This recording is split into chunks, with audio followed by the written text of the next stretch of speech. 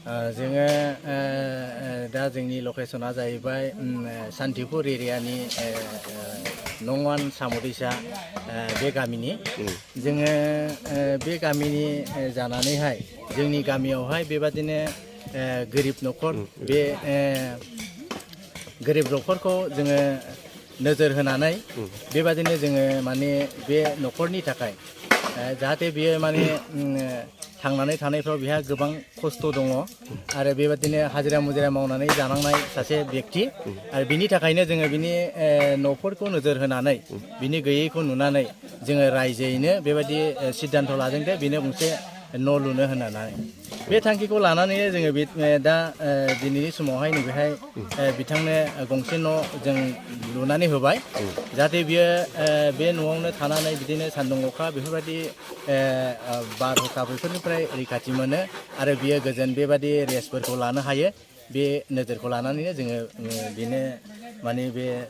रायजोनि जानानै माने गंसे न'खौ लुनानै होनाय जाहैबाय। ओरैनो माबायदि स्टाइलनि न' लुनाय जादों?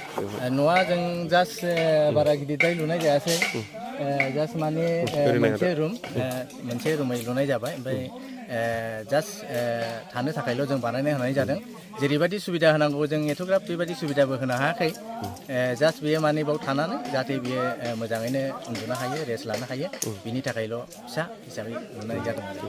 उननि समाव नोंथांमोना बेबायदि हाबाफारिखौ मावलांनो माबायदि थांखि लागोन? जोङो बुंनो थाङोब्ला सिगांनिफ्रायनो जोङो बेबायदि नोजोर होयै न'खौ बानायनानै होबोनाय जादों आरो जों उनावबो बेबादिनो जोङो नोजोर होबावनानै बेबादि होनायनि हाबाफारिखौ जों लालांबाय थागोन जों जेसेबां हायो बेबादि जों मावलांबाय थानो नाजागोन। बेजों नोंथांमोननि नैबे हाबाफारिजों लोगोसे गुबुन गुबुन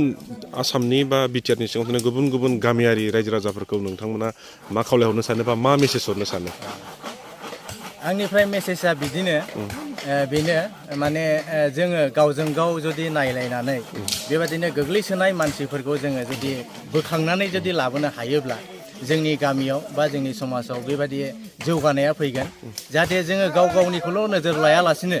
सासे गामियाव गोग्लैसोना थानाय मानसिखौ जुदि लाबोफानो हायोब्ला बियो माने मानसिनि जे गुन मावनांगौ दायित्त' बेफोरखौ मावफुंनानै होनाय जागोन आं बेखौ खावलायनाय जाबाय आरो।